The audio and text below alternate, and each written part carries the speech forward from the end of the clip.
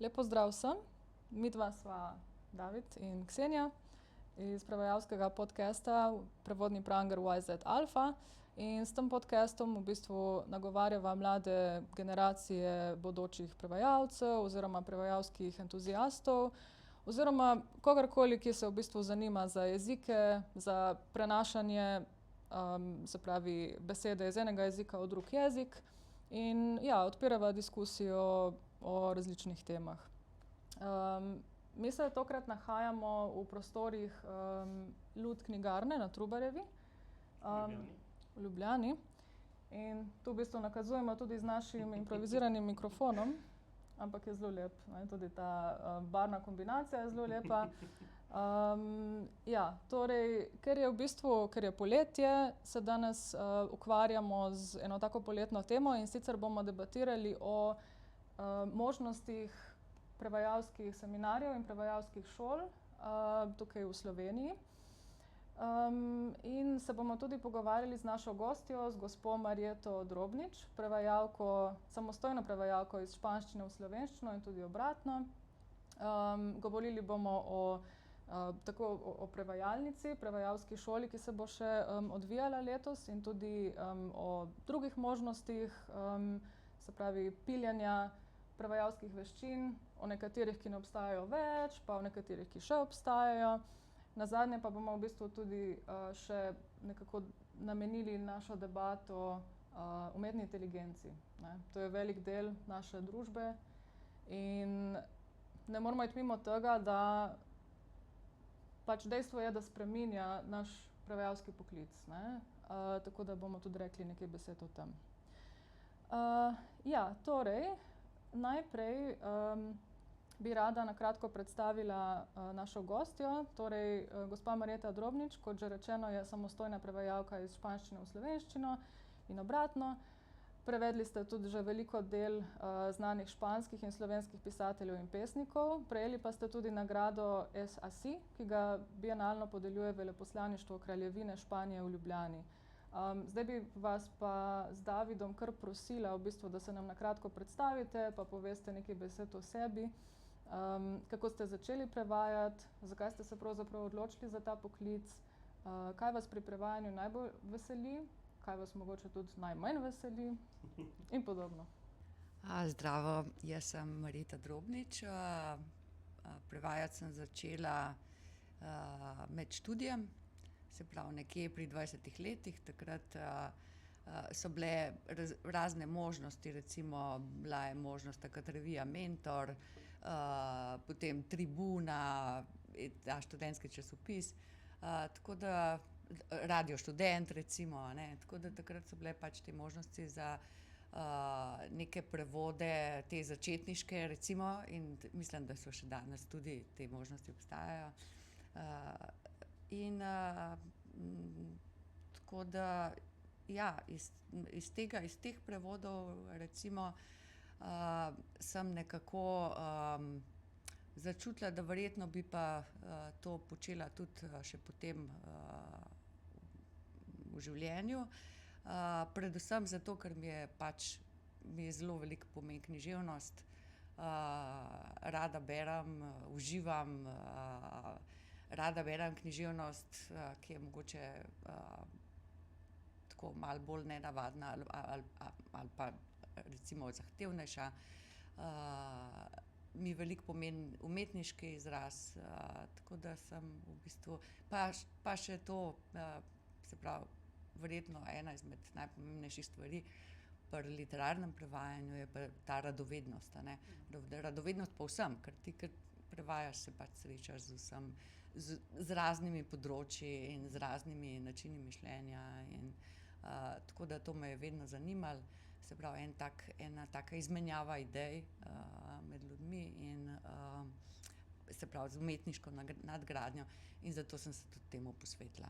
Na začetku sem prevajala vse, tudi, razne tekste, take, tehnične recimo in razne, in tudi, tolmačila, ampak potem sem se sčasoma, osredotočila tam nekje še pred 40 letom sem se samo osredotočila samo na književno prevajanje, se pravi samo na književnost, ker je to pač tisto, kar me najbolj zanima in tudi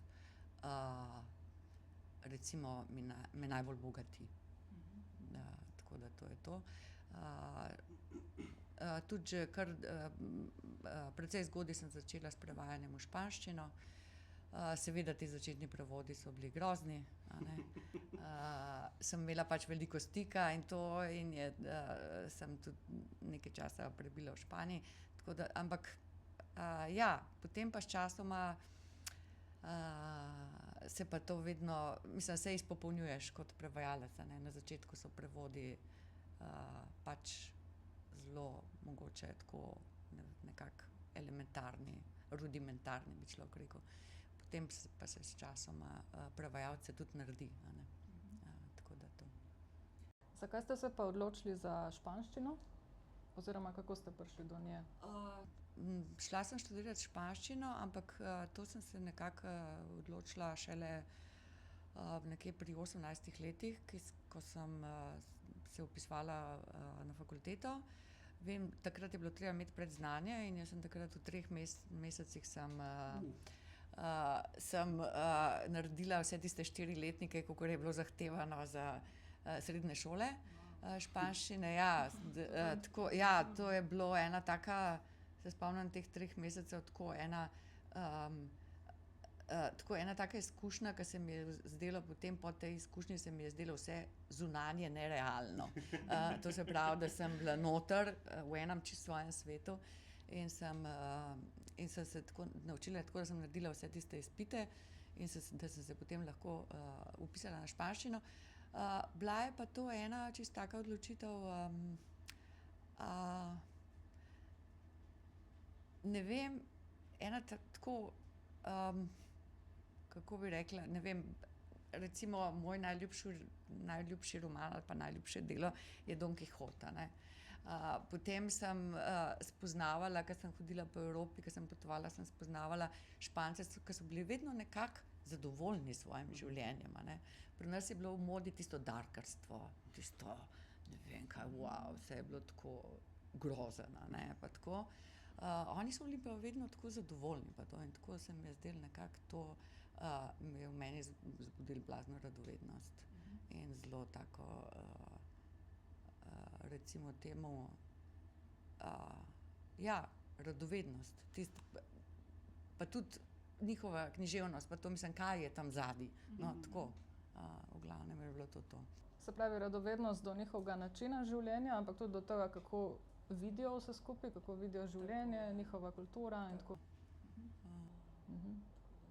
Kaj pa zdaj recimo, je še vedno Don Kihot vaš najljubši roman? Ja, jaz mislim, da bo tako tudi ostalo. Don Kihot, vedno so mi bile najbolj všeč, recimo, da sta moja 2 avtorja tako, mislim, sicer je res, mislim, to je tako klasično za slišati, ampak ja, Cervantes pa Shakespeare, recimo. Ker se mi zdi, da vedno nekaj novega odkrijem noter, in vedno je nekaj presenetljivega, no, kar me preseneti. Po vseh teh letih izkušenj se verjetno človeka tudi dokler ne umre, po mojega zmeraj kaj preseneča, a ne, ampak tako veliko mi da in vedno znova vidim neko svežino in v bistvu neko sodobnost v tem, kar berem, oziroma kar ponovno prebiram in vidim, a ne. Tako da ja, to so ta večna dela. Super. Kaj pa recimo še to vprašanje, poleg, ko ne prevajate, ko se ne ukvarjate z literaturo, kaj so recimo vaši hobiji, kaj počnete? Ukvarjam se s športom. Super, okej. S kakšnim športom? S kakšnim se pa ne. Tako da ja, imam, šport je moja, tisto, mislim, kot prevajalka pač presedim toliko in toliko ur na dan, tako da potem si dam duška, ja. Ukvarjam se s plavanjem, s tekom, s kolesarjenjem, s funkcionalno vadbo, s tenisom, ja, mislim vse, kar je, no, imam rada šport. Pol imate res to protiutež, ne, se pravi, prevajanje je neko tako sedeče delo, ne, človek mora biti na miru, ful mentalno seveda, ampak pol pa imate še to res ta fizičen napor zraven, ne. Mislim, da je to kar potrebno, no. Pa tudi, tako je, mislim, da je to neločljivo povezano. Res mislim, da je to čisto pravilen, ker eni prav zagovarjajo to, saj mi ni nič treba, saj jaz itak samo unsko, a ne, saj to, vse drugo je itak telesno fuj, a ne. Ampak ne, mislim, da je povezano oboje. Se pravi, zdravje je itak povezano s tem, a ti lahko karkoli delaš ali ne. Tako da. Ja, če ohranjaš neko zdravo telo, te lahko pelje skozi življenje, ne, in lahko delaš vse sorte pol naprej. Dobro, super, hvala za enkrat. Mi se bomo zdaj pomakali naprej do do konceptov različnih prevodoslovnih šol, ne. Preden se bomo pogovarjali o prevajalnici, bomo najprej omenili 2 prevodoslovni poletni šoli oziroma 2 poletna seminarja, ne, ki se ukvarjata s prevajanjem. Eden ne obstaja več, drugi še živi. In David, bi ti mogoče povedal o tistem, ki ne obstaja več. Ja, z veseljem, pa hkrati tudi z žalostjo, ker ne obstaja več. Jaz pa Ksenija sva se v bistvu spoznala na prevajalskem seminarju Premuda, ki je potekal vsako leto od, ne vem, mislim, do leta 95, 96, nekaj takega, do predlani. In ja, v bistvu smo tam so zadeve funkcionirale tako, da je bilo 6 Slovencev, ki so prevajali avstrijsko literaturo v slovenščino in 6 Avstrijcev, ki so prevajali slovensko literaturo v nemščino. In smo se potem lepo poparčkali v bistvu in je vsak imel svoj tandem, tako rekoč, in smo si pomagali z prevodi, z kontekstom, z izbiro besed, karkoli pač. Vsak jezik je imel tudi 2 mentorja oziroma mentorci, tutorja oziroma tutorci. S temi smo potem hodili na konzultacije, vsak je prevedel 3 tekste oziroma pač odlomke iz tekstov. Ja, smo se s tem prevajanjem res intenzivno ukvarjali, ne, res tisti teksti so šli skozi ogromno parov oči, ne, ful enih korektur smo naredili, kar verjetno ni v bistvu the case v realnem življenju, ne.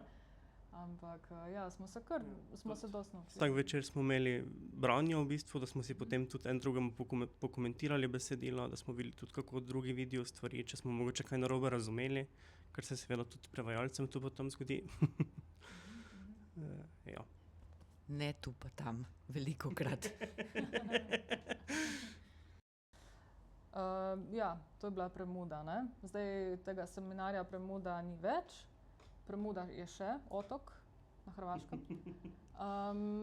Drugače pa obstaja še v bistvu seminar, ki se imenuje Slovenščina in slovanski jeziki na prvi pogled, v sklopu Filozofske fakultete Univerze v Mariboru, ki poteka od 24. avgusta do 4. septembra letos.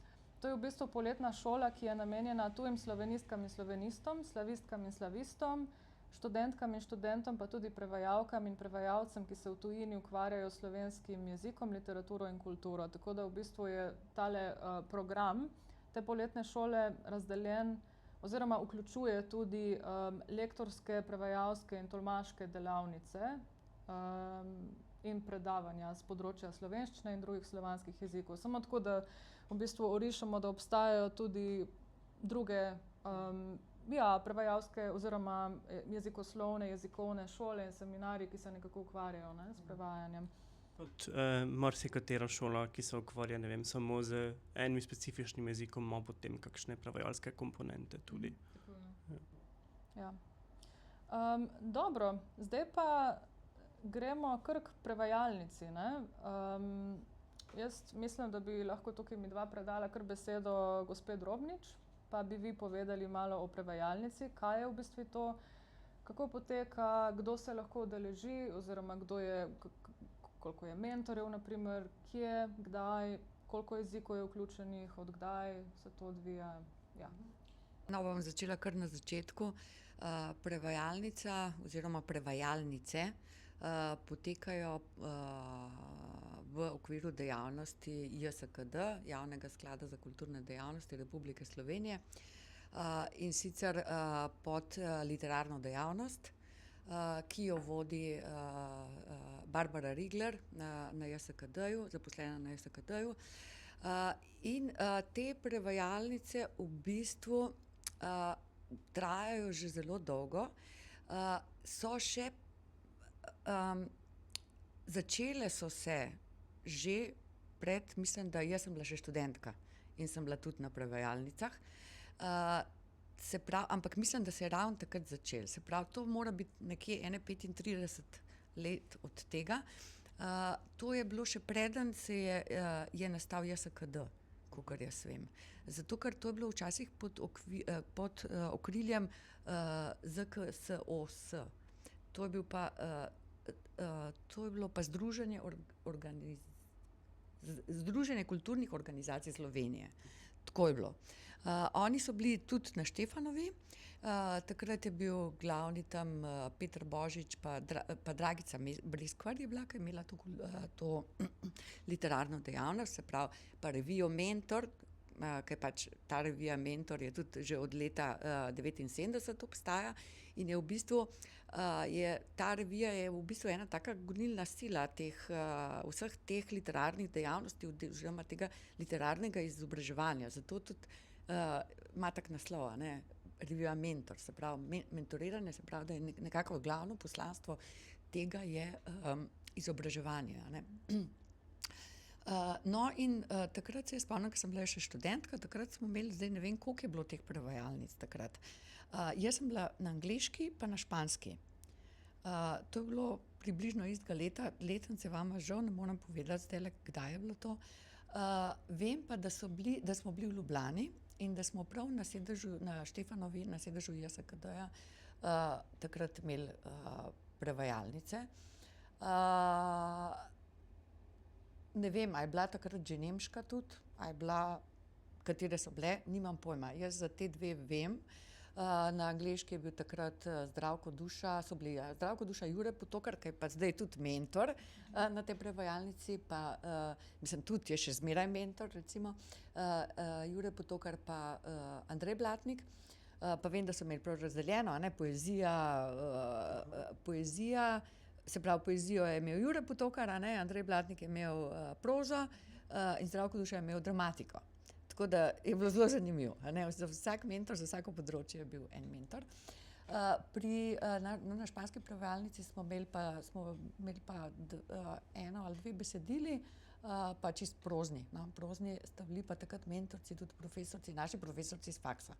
Tako da jaz se spomnim, da smo bili tako na tej prevajalnici, ko smo bili na angleški in na španski, smo bili v glavnem sošolci iz faksa. A ne? Nas je bilo kar nekaj, ampak smo bili v glavnem te iz faksa.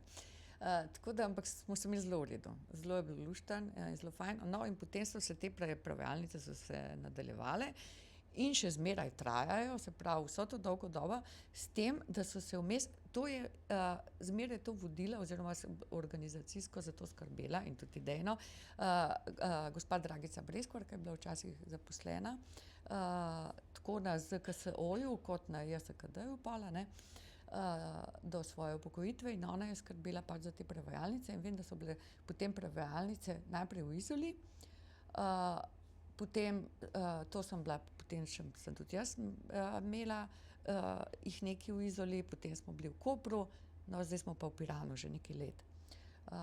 Tako da se pravi, da so se premaknile iz Ljubljane drugam. Prevajalnice, pa kaj so to? To so v glavnem so to prevajalske delavnice. A ne, prevajalnica je nastala beseda kot pač ena, da je skrajšana, a ne, da ni prevajalska delavnica, ampak je pač prevajalnica, a ne. In gre predvsem za to, da se udeležijo tisti ljudje, ne glede na tudi nejezikoslovci, se pravi, tisti ljudje, ki jih zanima prenašanje besedila iz enega jezika v drugega. Se pravi, lahko tebe zanima prevajanje, a ne, pa ni nujno, da si ti formiran prevajalec oziroma da si ti izobražen, da si ti hodil na faks in si se učil tega. Lahko si prevajalec recimo tudi po duši ali pa bi rad bil, a ne, bi rad bil oziroma si že v pokoju, pa te to zanima, A ne, tako da je to, ne glede na starost, je namenjeno neizkušenim prevajalcem, recimo. A ne? Se pravi, ki nimajo toliko izkušenj ali pa bi si jih radi pridobili več. A ne? Tako da prevajalnica je namenjena temu.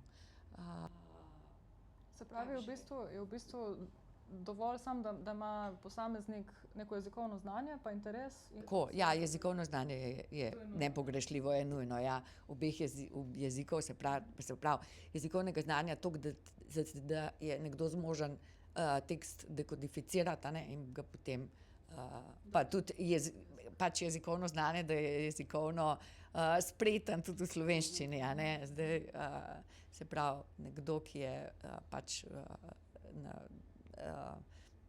ki je pač tega sposoben, no? In bi rad to gojil. A ne. Tako da, no, in potem je to skupinsko delo, ki traja 4 dni, zelo intenzivno, in potem ta besedila so potem vedno objavljena tudi v tej reviji, ki sem jo omenila prej, Mentor, ki pa je tudi pač revija, v kateri so tudi druge teme, ne samo prevajanje, a ne. Se pravi, so tudi literarni, se pravi, tudi sama sem svoje prve zgodbe objavila v Mentorju, recimo.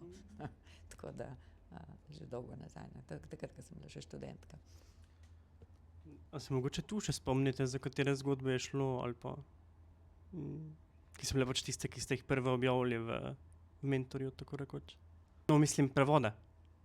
Ja, jaz se spomnim, mislim, da sem takrat objavila Unamuna, pa tiste kratke, ultra kratke zgodbe, pa ne vem, kaj še vse. Ja, jaz govorim tudi, da je tudi pač te literarni ustvarjalci, a ne, da imajo tam tudi svoj prostor. Kdor piše, a ne, ali pa kdor bi rad pisal. Tako da, ja, za potopise je poseben prostor, za razne dejavnosti, kakršnekoli kulturne, a ne, v povezavi z književnostjo, recimo. Tako da, ja, Mentor je taka fantastična revija, no. Pa ki ima že zelo dolgo tradicijo, tudi navsezadnje, a ne. Pa še to, kar je zelo pomembno, a ne, recimo tudi jaz, da ne sem pri Mentorju, celoten Javni sklad za kulturne dejavnosti Republike Slovenije, a ne, ta izobraževalna komponenta, a ne, izobraževalna funkcija, ki jo imajo, to je vredno zlata, a ne. Tako da jaz mislim, da je res to, ta Javni sklad neka fantastična, za kulturne dejavnosti neka fantastična ustanova. Pa še v enem takem lepem okolju se vse to dogaja, ne? Na morju, ne, v bistvu. Ja, Piran, ja. Recimo zdaj je Piran res nekaj sanjskega, a ne. Mi delamo v hiši Tartini, to je na Tartinijevem trgu v bistvu, tako da jaz vedno rečem, sem v pisarni, a ne, in potem naredim fotko in pošljem vsem prijateljem, glejte mojo pisarno. Kakšen razgled imam, a ne. Tako da ja, tam je v bistvu se primerjamo in delamo in pilimo in ne vem, in beremo na glas besedila in tako naprej, a ne. V skupini seveda. Tako da ja, potem traja to 4 dni in potem, no, nazadnje so pa teksti objavljeni v Mentorju, kakor sem rekla. Ponavadi nam zmeraj ostane potem še za par dni dela, ko pridemo iz prevajalnice, zato ker potem vedno tista besedila, ki jih delamo, vedno potem še malo odležijo, a ne. Ene par mesecev in jih potem še enkrat, preden so objavljena v Mentorju, pregledamo. In potem še marsikaj tako tudi popravimo. Ker vedno je potem, ko ti z distance pogledaš čez nekaj mesecev, a ne, vedno vidiš še kaj drugega, a ne. Super, okej. David, mogoče bi ti še povedal kakšno besedo o teh delavnicah, ker si bil tudi udeleženec. Jaz sem bil na prevajalnici tudi zdaj že 2 leti nazaj, lani mi ni uspelo, žal, ker smo ravno takrat tudi snemali to podcast. Ampak ja, mislim, meni je bilo zanimivo predvsem, mislim, ne predvsem, ampak tudi zaradi tega vidika, ker sem jaz prišel na prevajalnico v bistvu bolj ali manj direkt z Premude. Ker sta bila, mislim, da vmes samo kakšno 2 tedna in je, ne vem, na Premudi meni se je vse tako zdelo, da je bilo vse tako zelo skulirano, zelo smo si čas vzeli, zelo smo bili tako na pol delaš, na pol si na dopustu 2 tedna tam, tako iskreno povedano. Bolj pa pridem na prevajalnico, smo bili 3 dni res vsak dan v Tartinijevi hiši, delali na teh besedilih, diskutirali, se pogovarjali o vsem mogočem glede teh besedil, tudi z mentorico, jaz sem bil takrat na nemški delavnici, ki jo vodi doktorica Tina Štrancer. V bistvu mi je bil zelo tak lež v bistvu tega bolj na pol dela, bom rekel, na Premudi, pa tega res intenzivnega ukvarjanja s tekstom na prevajalnici. Treba pa tudi reči, da je Premuda trajala 2 tedna, na prevajalnici smo imeli pa časa 3 dni. Tako da, ja. Kaj pa recimo, to je delo v skupinah, ne? Koliko posameznikov je v eni skupini? Ne vem sicer, koliko je maksimum, ampak nas mislim, da je bilo takrat na nemščini 7, če se ne motim. Mislim, da je 12 maksimum, pa tudi nek minimum obstaja, tako da do 12 nekako se da delati. Včasih je bilo pa več, ker jaz sem jih imela enkrat, ne vem, mislim, da 15-16, ne. Je bilo zelo zanimivo tisto, ja. V bistvu me zanima, kako se potem uskladiš med sabo, ne? Če je tako velika skupina, kako si razdeliš delo prevajanja, kako dolg je to tekst, a vsak prevede, ne vem, eno stran, a vsi vse? Mislim, da smo imeli vsega skupaj za prevesti v tistih 3 dneh 2 strani ali nekaj takega in da smo si pol vsako jutro lepo, zjutraj smo prišli, ne vem, mislim, da ob 10 uri in smo si lepo razdelili, ne vem, vsak svoj odlomek, pa smo si potem tudi seveda med sabo pomagali, zato ker smo res bili, ne vem, 6 do 8 ur zaprti tam, zaprti, niso nas zaklenili noter, ampak pač tam smo bili zato, da smo delali. Ja, in je seveda tudi, mene nasploh pri teh prevajalskih šolah vedno pritegne predvsem to, koliko različnih pogledov lahko ima ena skupina ljudi na en in isti tekst. Ne vem, jaz sem opazil nekaj, nekdo drug je opazil nekaj drugega, nekdo tretji nekaj čist XY, o čemer jaz sploh nikoli ne bi razmišljal, na primer, ne, iz svojega pogleda in mi je tudi zato tako zanimivo, ker se tudi naučimo zelo dosti o tem, kako prevajamo, na kaj pazimo pri prevajanju, kako se nasploh spopadamo z jezikom, tudi z nekimi stvarmi, ki na primer niso ravno tako, kako bi rekel, samoumevne v obeh jezikih, ali pa ni tako rešitev tako naravnost, kot bi si človek mogoče marsikdaj mislil. Ja. Ima mogoče še naša gostja kaj za dodati. Ja, David, jaz mislim, da tukaj si zelo lepo povedal, v bistvu, zakaj človeški um presega umetno inteligenco, a ne? Vse to, kar si zdajle povedal, je v bistvu nek produkt nekega človeškega mišljenja, a ne? Ampak vseeno, o tem bomo pol. Jaz bi samo še to dodala, ja, da na prevajalnici je ponavadi tako, da se dela od 9 do 1, čez za kosilo 2 uri in potem od 3:30 do 7, a ne? To je, mislim, da več kot 8 ur, a ne? Tako da je pa res, da potem ima pa vsak mentor, vsake prevajalnice ima svoj način dela. A ne, nekateri delajo na en način, drugi malo na drugačen, nekateri si razdelijo tudi odvisno od števila, kot je David povedal, odvisno od števila. Se pravi, če je več ljudi, ponavadi si razdelijo besedila, a ne? In je potem v bistvu tudi besedila več. Če je manj ljudi, seveda manj ljudi, ker je skupinski prevod, dela pač na enem krajšem besedilu, se pravi na enem odlomku, a ne. Tako da to je popolnoma odvisno pač od situacije oziroma od programa, ki si ga naredi mentor, ki si ga zastavi mentor. Je pa še, to bom povedala, letos je prevajalnic 8. Se pravi 8 jezikov, to so angleščina, francoščina, nemščina, portugalščina, poljščina, švedščina, italijanščina in španščina. Se pravi, tukaj je kar veliko možnosti, tudi nekateri, ki so na primer kakšno leto na enem jeziku, se pol udeležijo naslednje leto prevajalnice po kakšnem drugem jeziku, a ne. Je pa to, kot sem že rekla, v Piranu, Tartinijeva hiša, Letos je to zadnji vikend septembra, ponavadi je zadnji vikend septembra, to se pravi 24. do 27.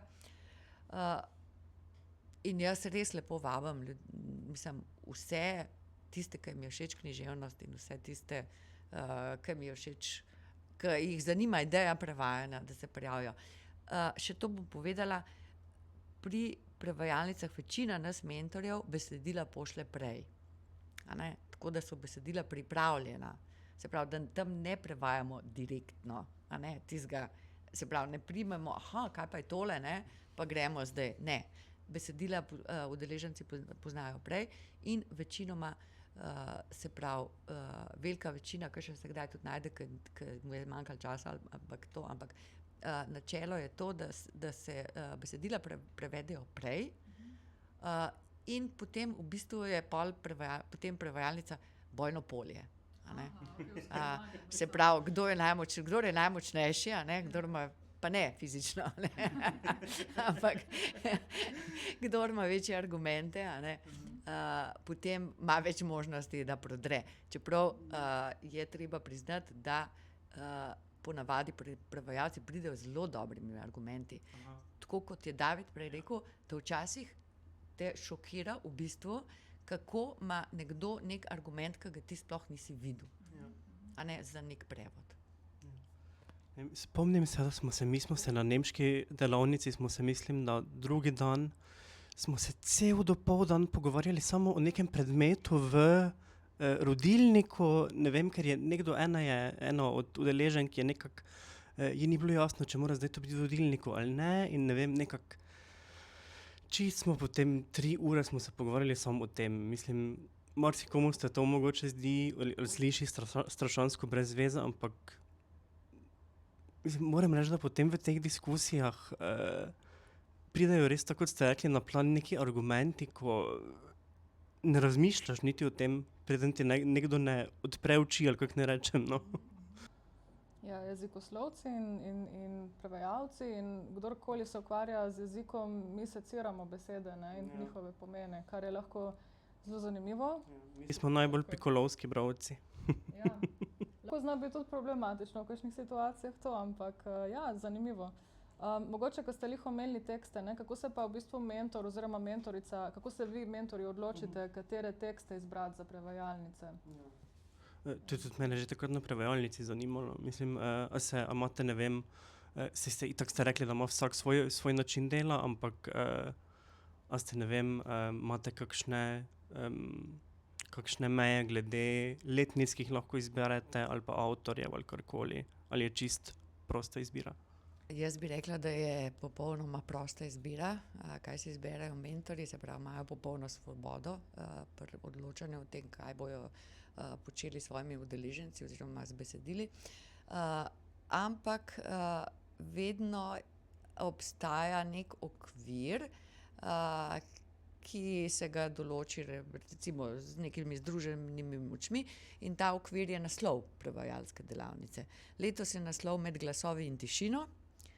Se pravi, to je en tak okvir, ampak ponavadi mi prevajalci smo itak tako pametni, da potem v ta okvir znamo vključiti vse, kar najdemo, oziroma kar se nam zdi primerno za delavnico. Jaz sama moram priznati, da si izbiram besedila. Ja, včasih so kakšne te Med glasovi in tišino. To je v bistvu zanimiva stvar. Včasih grem pogledat, kaj bi bilo mogoče neki z glasovi, s tišino, kaj bi bilo mogoče izmed teh besedil iz španske književnosti nekaj tako, da bi se mogoče ujemali s tem ali tako. Ampak seveda vedno težim k temu, da ne jemljem preveč kompliciranih in preveč kompleksnih besedil. Ker na prevajalnici je vedno tako, da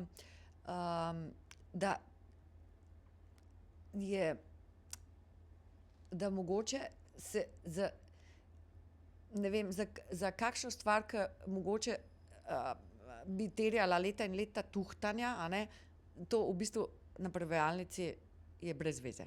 Ker to bi si z glavo lahko razbijali res dolg časa in v bistvu ne bilo nobenega učinka. Se pravi, vedno si izberem neko tako komunikativno besedilo, ne tako zelo kompleksno, kar pa ne pomeni, da ni kompleksno za interpretacijo.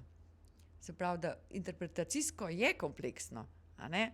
Imam tudi rada taka besedila, da se v bistvu glede vsebine krešejo neka mnenja ali pa kaj tudi znotraj besedila, da kaj zdaj hoče povedati, a ne? In tako, in je potem potrebnih več interpretacij, oziroma jih je, tudi ker jih to besedilo vzbudi.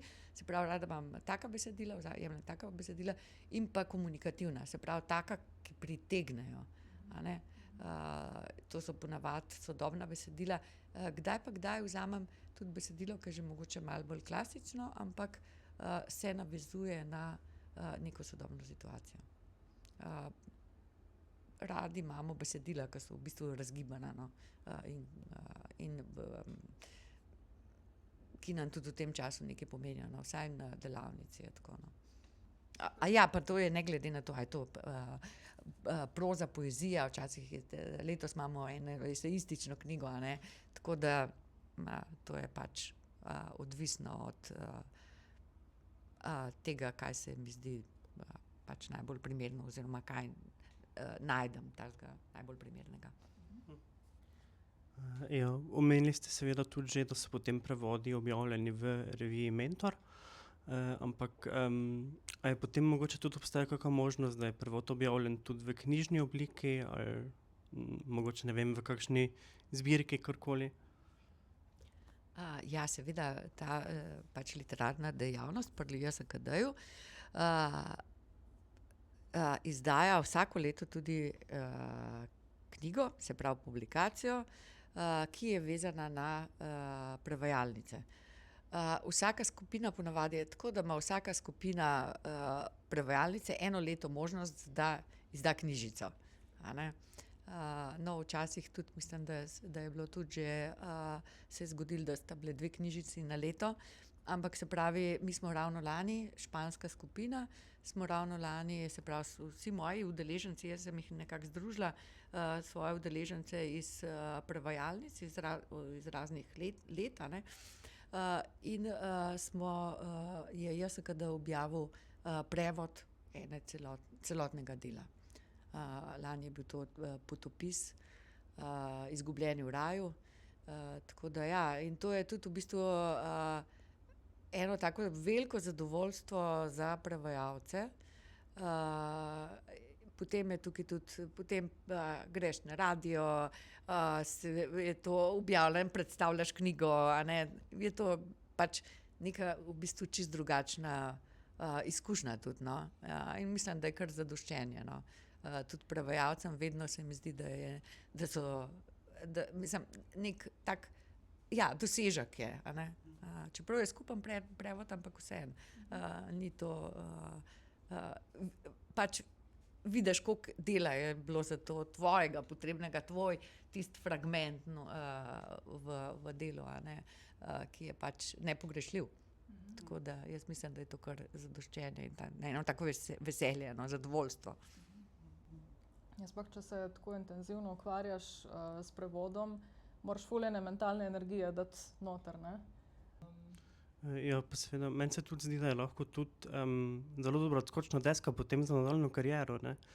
Ker imam, ne vem, jaz kot mladi prevajalec, ki trenutno tudi dela na svojem prvem literarnem prevodu, se mi zdi, da je najtežji nekako ravno ta preboj iz, ne vem, kako ne rečem, trdega diska na lastnem računalniku v neko to literarno javnost, no, tako, da v bistvu dejansko ustvariš neko zavedanje, da obstajaš, da prevajaš, da si želiš delati, da si dober prevajalec. Ja. Dobro, okej, zdaj pa jaz mislim, da je čas, da gremo na to naše kontroverzno vprašanje. Jaz imam še prej eno, ki me tudi vedno znova zanima. A imate mogoče kakšno, tudi ti, Ksenija, mogoče kakšno prigodo, anekdoto, kar se vam je posebej vtisnilo v spomin na kakšni od teh delavnic, kar bi želeli deliti? Jaz bom eno pa imam, ampak je bila tako fina, fajn. Čeprav takrat v tistem momentu mogoče je bila tako neugodna pa zadrega pa to, ampak neko leto se mi je zgodilo, ko je bilo res veliko udeležencev na delavnici in smo delali po skupinah besedilo. In tako besedila in potem so skupine med seboj so primerjale besedila in smo debatirali. Debata je takrat, tisto leto je bila, mislim, so bile debate tako ostre, ne, da jaz česa takega še nisem videla, v bistvu. Tako zelo, recimo s takimi argumenti, ampak to tako ognjevito, branjenje lastnega prevoda in tako da tisto je bilo v bistvu, je bilo za mentorja, zame kot mentor, v bistvu težko obvladovati tisti metaš, nekih, in v bistvu odločati, ker mentor na vse zadnje vse malo vodi in potem malo odloča, oziroma demokratično odločanje, potem kaj bo na koncu, katera rešitev bo prevladala. Tako da je bilo, no, in jaz se spomnim, da je bilo meni, mislim, tako prav, včasih mi je bilo prav nerodno tako in včasih nisem vedela, kako naj pomirim v bistvu duhove, ampak zdaj se pa tega spominjam v bistvu z eno tako, z eno tako toplino, zato ker je v bistvu se vidi, kako je človek navdušen lahko nad nečem, ali pa koliko čuti neko besedilo in koliko je pripravljen zanj v bistvu se zagovarjati, v bistvu se boriti. Tako da to mi je všeč, mi je pa mogoče takrat še malo primanjkovalo te mentorske izkušnje, in mogoče bi bilo nekako treba reševati mogoče na drug način, mogoče bolj kot zdaj, tako malo zmerno in se pravi s pomiritvijo duhov in tako naprej. Pa ne vem, ali pa mogoče je bilo pač takrat zato to tako, ker je bila skupina večja in ker so bili udeleženci bolj vročekrvni ali kaj takega, kar je tudi mogoče, ampak ne vem, všeč mi je to, da je nekdo vročekrven glede prevodov ali pa ognjevit, da se ognjevito za nekaj zavzema. Tako da, to mi je všečno. Ja, lepo je videti, kadarkoli je človek strasten glede nečesa, ali svojega hobija, svojega poklica, karkoli. Meni se zdi tudi zanimivo, da se tu spet odraža ena stvar, oziroma ena tema, ki jo v bistvu v debatah o prevajanju vedno znova zasledim, in sicer, da je prevajanje strašno intimna zadeva, strašno osebno. Tudi se mi zdi, da marsikateri prevajalec, kako ne rečem,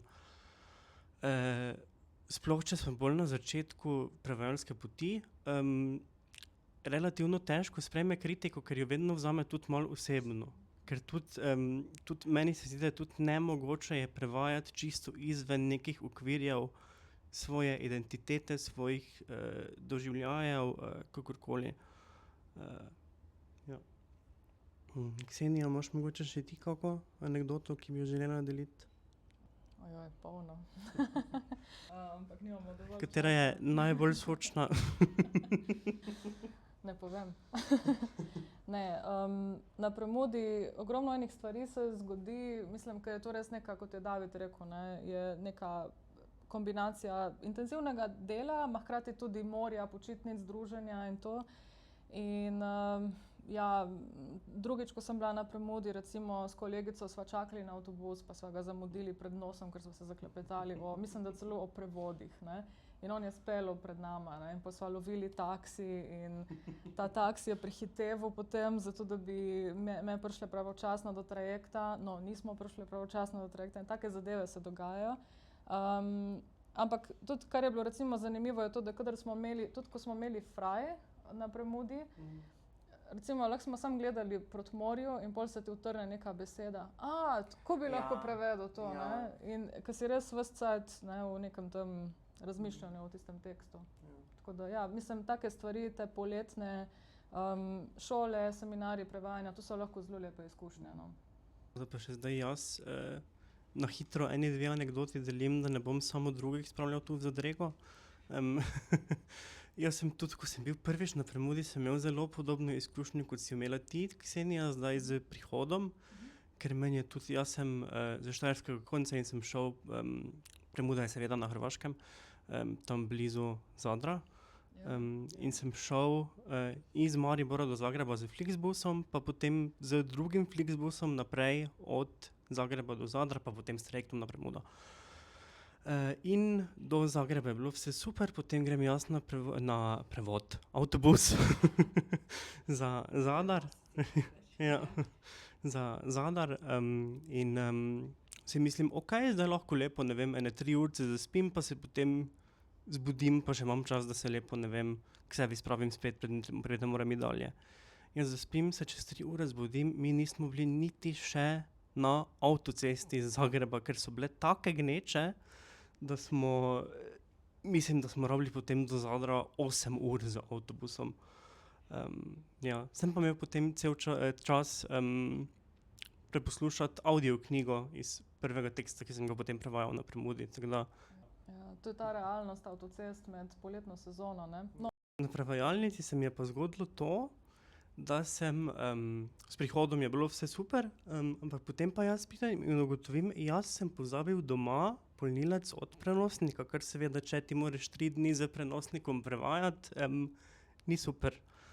In sem potem, nisem vedel, kaj naj, in se spomnim, da sem hodil od delavnice do delavnice in prosil, če bi mi lahko kdo mogoče popoldne posodil prenosnik vsak dan, prenosnik, polnilec, da si jaz svoj prenosnik napolnim in se spomnim, da sem prišel tudi v špansko delavnico in mislim, da ste se ravno takrat pogovarjali o tekstu, v bistvu še niti niso v redu začele delavnice in mi je bilo tako neprijetno.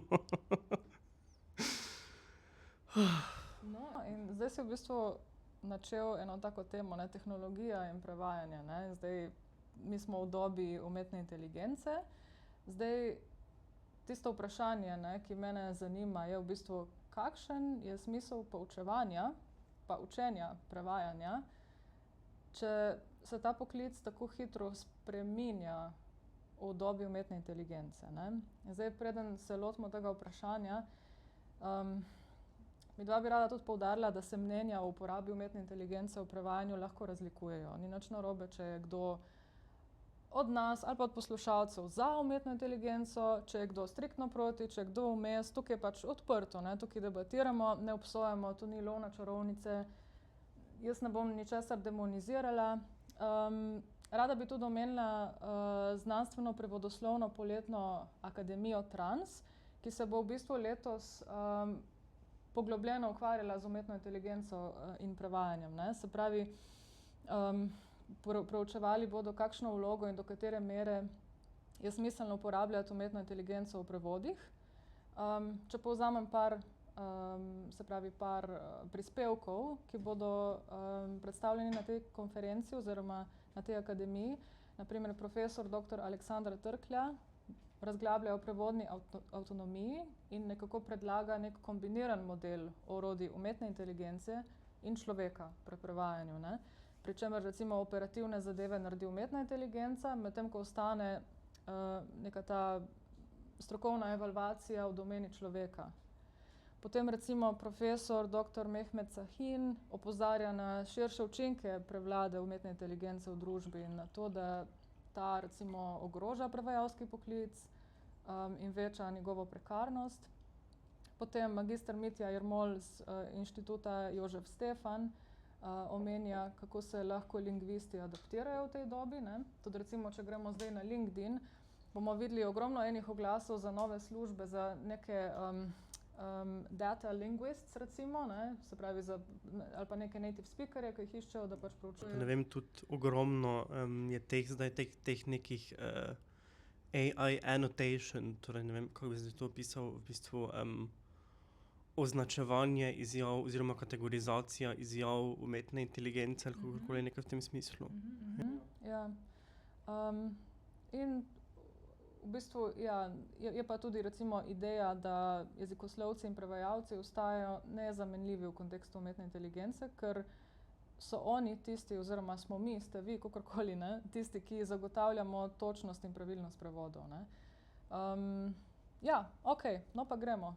Se pravi, kakšen je smisel poučevanja prevajanja zdaj v tej dobi? Jaz mislim, da je smisel prevajanja ta, da prevajalec, čeprav uporablja umetno inteligenco, ve, kaj počne. Se pravi, in ve, kaj počne umetna inteligenca. Se pravi, da prevajalec mora vedeti več. In to pa pridobi z izkušnjami, se pravi, z učenjem prevajanja in z izkušnjami. In to je pač neizogibno. To je tako, to je pač kot vsak poklic, a ne. Je res, da se poklic spreminja, nekateri tudi pravijo, da pač izginjajo nekateri poklici, ampak ja, potem bi lahko rekli tudi, da vsa kultura izginja, ker ti lahko rečeš, naslikaj mi sliko, takšno in drugačno, napiši mi hočem prebrati takšno in takšno knjigo, a ne, in ne boš imel težav. Boš dobil takšno in takšno knjigo, kot jo ti hočeš prebrati, a ne. Se pravi, bo pa to v bistvu vse kako se reče temu, generativno, a ne, se pravi, vse bo generirano, se pravi, z eno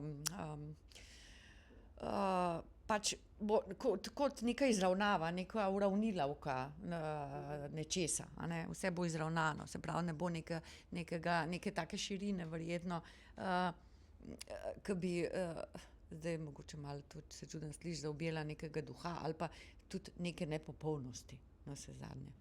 A ne, ljudje v bistvu smo ljubki v svoji nepopolnosti. A ne, tako da če imaš pa ti nekaj perfektno, nekaj, kar je tako in tako in tako, potem je to dolgočasno. Tudi mogoče ta kreativen proces manjka, ne, recimo prej sta razglabljala o tem, kako si pač recimo na prevajalnici vzamete čas in res intenzivno razglabljate o eni besedi in se udeleženci borijo za svoje poglede in za svoje izbire in tako naprej, ne, tega AI pač. Ja, točno tako, tam ni argumenta, tam je pač rešitev, a ne. Argumenta pa ni nekega, kako bi ga ti, pa če vemo, da vsak avtor ima neke svoje, kako bi temu rekla, interne fore, a ne, v književnosti, tudi tako kot prevajalec v bistvu, a ne. Tako da to je potem težko nekako, bi težko argumentiral potem s tem, zakaj sem jaz to tako naredil? Ja, ne vem, umetna inteligenca je tako naredila, ja, saj ne vem, mislim, ja, ne vem, zakaj sem tako naredil, a ne, nimaš nekega argumenta, zakaj si se za to odločil. Tako da ja, pa vse v bistvu potem zveni vse isto, mislim, vse enako, a ne. Tako da vedno je rešitve so tako v bistvu omejene, ni neke kreativnosti. A ne, ker kreativnost je tisto, kar človeka v bistvu zaznamuje, kar ga označuje, a ne, kar ga vleče naprej, kreativnost, a ne. Ja, prej ste omenili recimo kulturo, umetnost, ne, nasploh, recimo priti do nekega, ne vem, na primer dizajnerji, ne, ki oblikujejo logo nekega podjetja. Tu gre velikokrat za neke dolge pogovore s stranko, ne, in s tem pač s podjetnikom, ne, podjetnik bi rad tudi neko zgodbo predal skozi ta logo in tako naprej, ne. Pol pa greš ti na generator, na umetne inteligence, ne, na generator teh logotov, ki ti pač v, ne vem, eni minuti naredi nekaj, ne, ampak ni tega procesa, ni tega kreativnega procesa zadaj, ne, tako da mogoče je podobno tudi pri prevajanju, ne, ni tega. No, ja. Mislim, pa ni neke argumentacije, saj to je tisto, a ne. Neke širine pri tem, a ne. Ker tudi prevajalec mora argumentirati sam s sabo. To je, mislim, to je pač predstaviti, mora biti tako širok, a ne, in ravno to bogati, ta izkušnja ali pa izmenjava recimo pri prevajalnicah ali pa pri izobraževanju nekega prevajalca, ta izkušnja, to deljenje izkušenj je tisto, kar bogati. To pa težko na ta način, mislim, dobiš iz umetne inteligence recimo. tukaj so tudi druge stvari v življenju. A ne? Recimo, a si ti kreativen pri tem, kar boš skuhal, ali boš rekel, v hladilniku imam to in to in to. Kaj naj skuham? A ne? In ti da recept in potem ti skuhaš. A ne? Ja, okej, a ne? Mogoče enkrat, a ne? Ampak ne vem, ni tega, ne vem. Tvojega miselnega truda. Ni tvojega miselnega truda zraven in ti si nisi kreativen pri tem, narediš tisto, kar se ti reče, a ne? In v bistvu na nek način je to škoda, ker v bistvu smo vedno smo tako rekli, ne, mi ne bomo ovce, a ne? Zdaj smo pa v bistvu nekaj zapadamo v eno tako nerazmišljanje ali pa drugačno, v bistvu smo nekako tako usmerjeni proti neki večji storilnosti, večji te hitrosti, večji ne vem kaj. Ja, manjka pa tega, manjka pa mogoče res tega kreativnega procesa, ki je pa v bistvu počasen. Ja, jaz moram reči, da se jaz povsem strinjam z našo gostjo, ker se mi, meni kot prevajalcu je, meni, ko jaz neko besedilo do konca prevedem, ga dam stran, se ne ukvarjam več z njim. Meni je pri prevajanju zanimivo ravno to, kako pridem do nekega prevoda.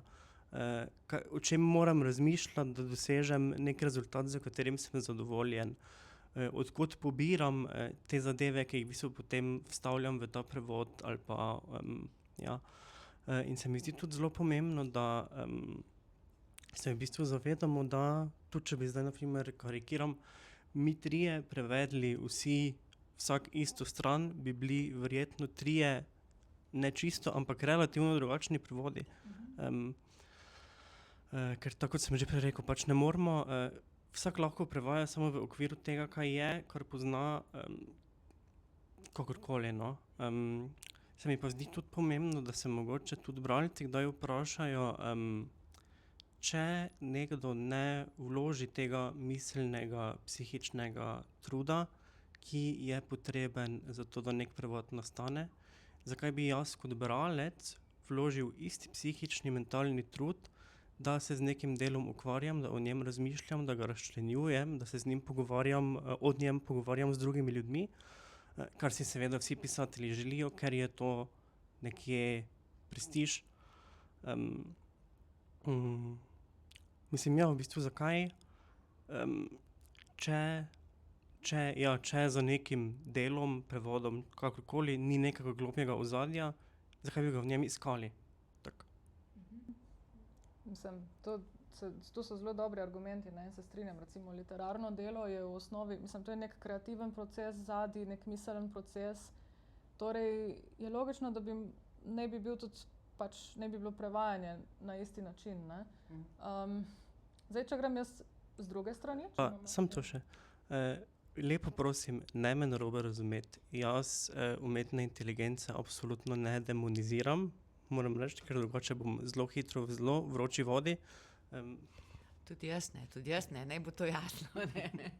Nihče ne demonizira ničesar tukaj. Ampak mislim pa, da se moramo zavedati, da da umetna inteligenca ni nadomestilo za prevajalca, ampak orodje, z katerim si lahko pomaga. Seveda, če ne vem, prevajaš, pa ti neki stavek nikakor ne noče priti ven, ali pa ne vem, nekako ne dobiš neke dobre, spevne, kakorkoli že ideje za nek prevod, si je mislim, da dobro pomagati, ampak dobro pa je potem tudi o tem predlogu, ki ga od umetne inteligence dobimo, razmisliti in mogoče, ne vem, na podlagi tega potem delati dalje, razmišljati o drugih prevodih, drugačnih možnostih.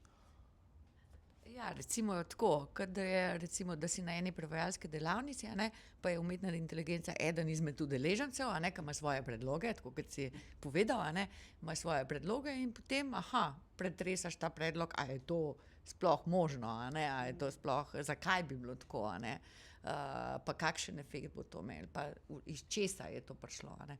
Tako da to je to. Jaz bi samo to opozorila pri umetni inteligenci, samo to, da to je večina stvari je popolnoma, je to pokradenih, a ne. To je pa druga stvar, a ne.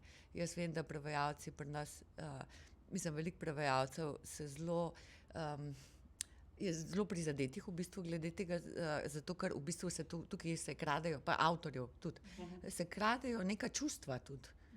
Nek duh nekega besedila s temi z ukradenimi frazami, besedami, domislicami, se pravi z vsemi tistimi izmišljijami, s tem, z domišljijo, se pravi s tem se to hrani, a ne, v ta sistem. Tako da tega ne smemo pozabiti, a ne. To v bistvu je neka stvar, ki se je nahranila z vsemi nami, a ne. Z obstoječimi, tako. Ki bazirajo na nekih mogoče... Mislim, to se mi zdi malo, ne pa to uporaba tega, pač vsi to uporabljamo, a ne. In to je pač tako. Je pa res, pač s pametjo, a ne, s pametjo, da to uporabljaš, a ne, to bi bilo zaželeno. Sporno se mi pa zdi nastanek, no. To je pa se mi zdi, da je nekje, da bi nekako bilo treba urediti, no.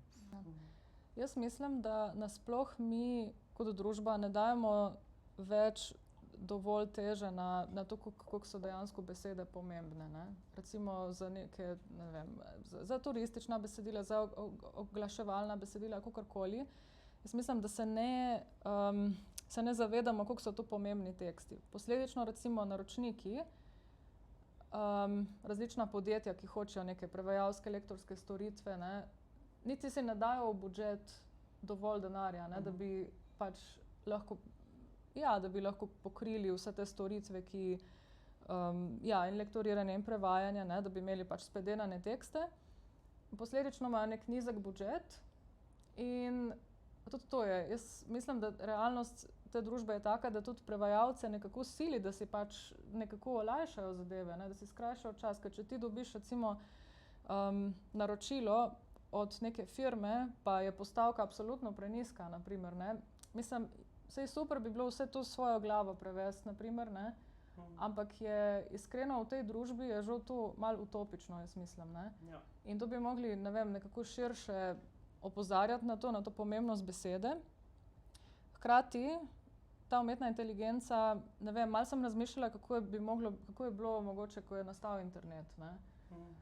Ne vem, mogoče so takrat ljudje tudi obsojali potem internet, češ da pač ljudje ne hodijo več v knjižnice, pa ne iščejo več po enciklopedijah informacij in tako naprej, ker internet ti da pač vse tako, ne, je vse na dosegu roke.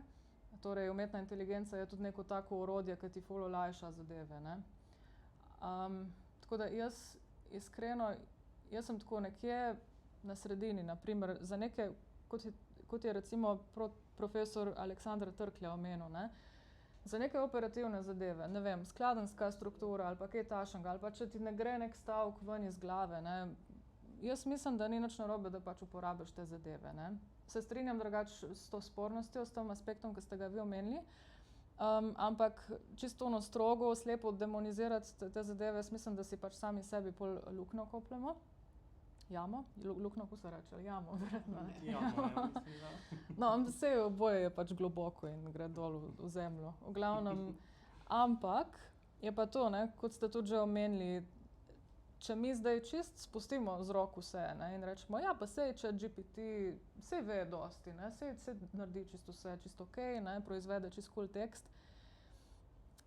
Mogoče se tule tudi kaže to, da nisem več najmlajša generacija in opažam, da recimo generacije mlajše od mene postajajo vedno bolj apatične in se mi zdi, da mogoče tudi zaradi umetne inteligence, ker enostavno, ne, kaj pa čem, recimo prej ste omenili, ne, kaj pa čem skuhati danes, ne, bom vprašala ChatGPT, to imam v hladilniku, pa ti da recept, okej, super, ne.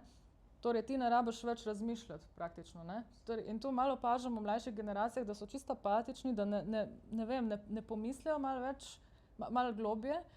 In to ima lahko pač na dolgi rok ful velike, ful hude posledice za našo družbo, ne. Mi lahko ratamo totalno apatično ovce, pol pa se najde nek manijak, ki bo prišel, ne vem, na oblast, bo imel neke bizarne ideje in se bo zgodovina ponavljala, ne.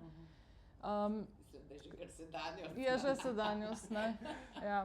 V glavnem, ja, jaz mislim, da pač mogoče tako, da se naučimo, kako uporabljati to orodje, ne? Ampak hkrati res z neko veliko mero kritičnosti. Ne? Da je človek tukaj še vedno res zelo pomemben. Ne? Pa tudi, ko smo že zdaj stranke omenili, meni se zdi, da odkar se je umetna inteligenca tako razpasla, so stranke, moram reči, čist izgubile občutek za to, kako dolgo je potrebno, da neko besedilo v bistvu zveni ne samo ok, ampak dejansko kot nekaj, kar se da nekomu tudi prodati.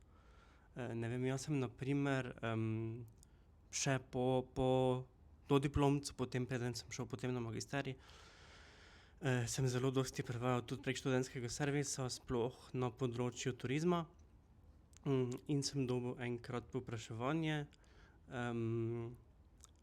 ne vem, nek katalog teh pavšalnih potovanj, kakorkoli, dolg 170 strani, oziroma ne, mislim, da takrat je bilo 210 strani je bil tisti, in stranka je hotela, da jaz to prevedem v enem tednu.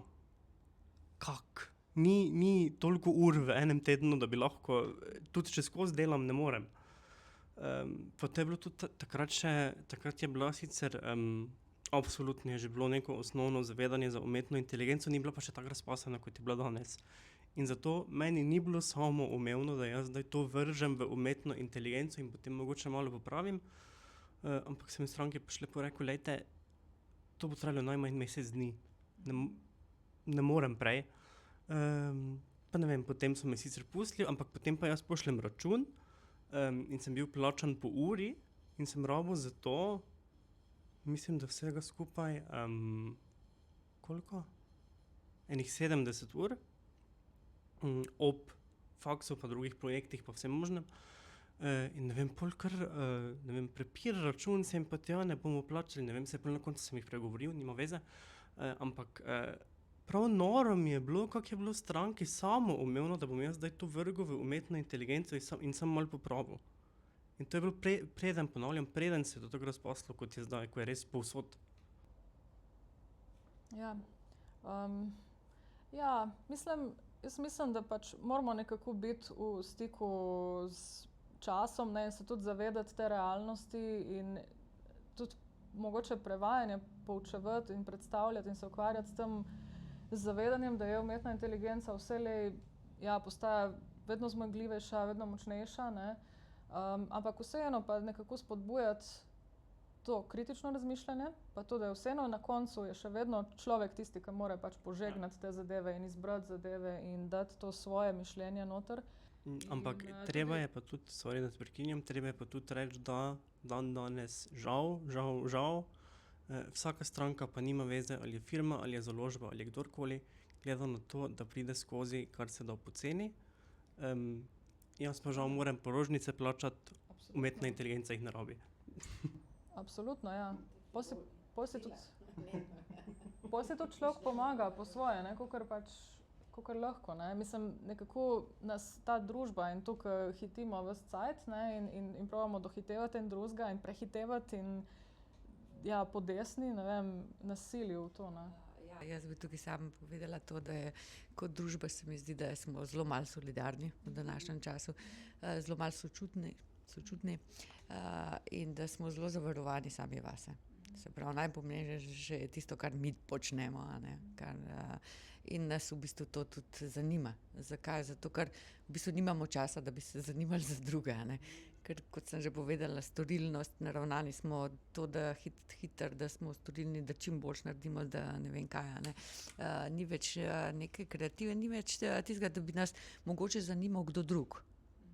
A ne, lej, ta človek me pa zanima, lej, ta knjiga me pa zanima, a ne, ker knjiga, groza, jaz da bom to bral, ne, raje grem na Tajsko, pa se naredim selfije, pa bom imel ful, ja, na Instagram, pa ne vem kaj, te naredim TikTok, pa bo to, wow, the best, zame, a ne, in tako bom jaz nekaj delal, a ne, je ta občutek, da ti to nekaj delaš, ni pa nekega tistega umskega, recimo, ali pa povezovanja z drugim, recimo, to nam je v bistvu nam je zadovoljstvo in najdemo zadovoljstvo samo v tem, kar počnemo sami. Ja, pa v tem, da dobimo neko potrditev. Zunanjo, tako, ja. Pa tudi, če ne bi tako zelo dobili, po moje, da bi da bi mi to nekaj tazga počela. Ne. Se pravi, ta zaverovanost vase nekaka. Ne. Pa zdaj ne vem, če mislim, to ni egoizem, to je neka zaverovanost vase, ki je pa pač v družbi danes. Taka družba je pač se naredila. Ne. Ja, drvimo v individualizem, res. In ta umetna inteligenca nas tudi, mislim, ga še veča. Ne? In Sej to je, mislim, da je to problem. Ne. Tudi v bistvu je povezovanje, kako se pol poskušamo povezovati. Ja, s kom se boš pa povezoval? Z enim, ki bo tam te poslušal, a ne? Se pravi, s umetno inteligenco, ki bo poslušal, kakšne imaš ti težave, ki bo poslušal, kakšne imaš ti, kaj rabiš, kakšno rešitev, a ne? In tako naprej. In ti bo dal vse, v bistvu, kar hočeš. A ne? Tako da tega človeškega faktorja, ne, nas je pa strah v bistvu malo postalo. ja, človek je tudi nepredvidljiv, ne? Umetna inteligenca je malo bolj predvidljiva, ne? Kaj ti bo pač dala za odgovor in tako. Ampak ja, mislim, zdaj, če se vrnemo nazaj k umetni inteligenci v kontekstu prevajanja, ne? Torej, verjetno jo bo treba nekako integrirati v to delo, naše delo, ne? Ampak tudi jo poučevati prevajanje z opozarjanjem na to, da je človek vselej še vedno zelo pomemben, zelo pomemben tukaj. Ne? Ja, pa pač, da na odgovoren način, da uporabljaš ta orodja. Ne? Tako. Pač jaz imam res občutek, da umetna inteligenca ne bo nikoli, ampak res nikoli zmožna tako dobro povzeti nekega konteksta, občutka, nekih faktorjev, ki pač vplivajo na neko situacijo tako dobro kot človek. Ker lepo, da tako razmišljaš. Jaz pa mislim, da bo ravno obraten, da bo umetna inteligenca postala tako kot človek in se bo človek spraznil in postal tako kot umetna inteligenca. Se pravi, tukaj bo izmenjava duš se bo zgodila. Moram reči, da se tudi s tem strinjam, ker ravno včeraj sem razmišljal o tem, kako naprimer tudi danes neke, ne vem, filme, knjige, serije, karkoli, kar je starejše, pač danes seveda njih gledamo z novimi, drugimi očmi, pa ne samo v, ne vem, kontekstu neke politične korektnosti ali pa nečesa takega, ampak tudi imamo občutek, da danes je treba ljudem kontekst pa različne druge faktorje res postreči na srebrnem pladnju, ker ljudje, mislim, da zaradi, sploh ljudje, ki pogosto uporabljajo umetno inteligenco, mislim, da to je zdaj moja subjektivna izkušnja, ne demoniziram nikogar, moram spet poudariti. Mislim, da niso več tako vešči, kar se tiče, kako ne rečem, ekstrahiranja, ker se zdaj neke bolj preproste besede ne spomnim, določenih informacij iz ozadja, ki pa so dejansko jasne, če se malo poglobimo v neko delo. Ja, pač ni tega razmišljanja več, ne. Otopeli postajamo, ker predajamo vse AI, vse bo že on. Ja. Ne mislimo več svojo glavo, ne. Ampak mi smo tukaj, da opozarjamo na to, da je treba misliti svojo glavo, ampak hkrati tudi, da se ne se bati takih orodij, ne. Samo pač treba res ne vem, neka pravila, nek sistem ustvariti, kako jih uporabljati, ne, da ne bodo prevladala nad nami. Ampak da nam bodo pomagala. Tako, mogoče. Okej, jaz bi zdaj mogoče še dodala poziv k prijavi na prevajalnice. Se pravi, kako in do kdaj se lahko prijavimo na prevajalnico? Na prevajalnico se lahko, jaz mislim, da dokler se ne zgodi, da se lahko, dokler bo tista prijavnica tam na internetni strani, da je to, se pravi, prijavijo se na internetni strani JSKD, tam je tam je prijavnica, to se pravi, to bo zadnji vikend septembra, nekako do petka 11.9. Se lahko kdorkoli prijavi, ali do zapolnitve mest. Se pravi, tudi če bo pod 11.9. še vedno prostor se bo možno še prijaviti. A ne. Se pravi, da to je, jaz se, da stran greste, literarna dejavnost, tam je prevajalnica, lahko tudi, kdo če potrebuje več informacij, telefonira in tako naprej, tako da ni težav. Okay. Bomo tudi mi polinkali, ne? To stran najbrž. Ja. Absolutno. Nam lahko mogoče, če zaupate, koliko prijav imate do zdaj že? Mislim, da jih je letos 37, kar nekaj. Za vse jezike, ja.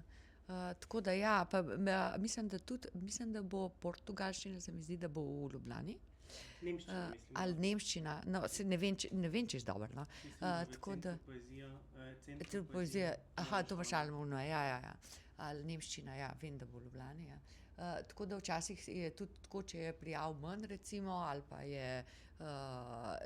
pa se ne more, recimo, realizirati v Piranu, da se potem tudi v Ljubljani omogoči, da se izvede prevajalnica, no. Tako da ja, letos je 37, to se pravi 37 udeležencev, to bo pestro in luštno, ja. Bodo vroče debate. Vroče debate, no, še to moram povedati, da potem je pa vsakič, zvečer je pa vedno, se pravi, to je od četrtka do nedelja, ne, v nedeljo ima potem še dopoldne še čas za prevajanje in dodelavo pač tistih odlomkov, ki jih potem vsaka prevajalnica predstavi. V nedeljo je predstavitev tako vseh prevajalnic, se pravi, vsaka skupina predstavi svoje odlomke. In tako da, ja, pa še to, da vsak večer se tudi nekaj dogaja tam. Ne? Tako, to so ali literarni večeri, ali kakšne debate, tako da je zelo zanimivo, tako da to smo vsi skupaj, ne? Se pravi, vsi jeziki in je tudi odprto za javnost. Marsikdaj, še posebej, kadar je kakšen gost, ne. Super, ok. In potekala bo pa od 24. do 27. septembra, ne? Tako je. Ok, super. Ja, dobro, David, imaš še ti kaj za dodati, mogoče? Pa mogoče bi za konec sem še naše poslušalke in poslušalce vprašal, kaj pa oni mislijo o umetni inteligenci, o tem, kako se je razpasla, o tem, kako se danes uporablja, o tem, kako se bo v prihodnosti uporabljala. Mogoče, če nam tudi zaupajo, če jo sami uporabljajo, zakaj jo uporabljajo. Pa še enkrat poudarjamo, tukaj so res vsa mnenja, mislim, dobrodošla, ne. Več, ko jih je, bolj bo pestra debata, ne. Tako da, ja, zaupajte nam vaše mnenje v komentarjih, lahko nam tudi pišete, nas kontaktirate preko Instagrama, pa Facebooka. Facebooka pa planiramo tudi TikTok v bližnji prihodnosti. Boste obveščeni o vseh kanalih, ki bodo obstajali ali ki obstajajo. Tako, midva z Davidom bi se rada zahvalila vam, gospa Drobnič, za sodelovanje, za prisotnost tukaj, za pogovor, za vaša mnenja. David, hvala tebi. Hvala tudi tebi, Ksenija. Hvala tudi Urški Bračko za snemanje, treba reči. Urška, hvala. In hvala vsem poslušalcem. Tako da se vidimo in slišimo do naslednjič. Upam, da kmalu. Adijo. Čau.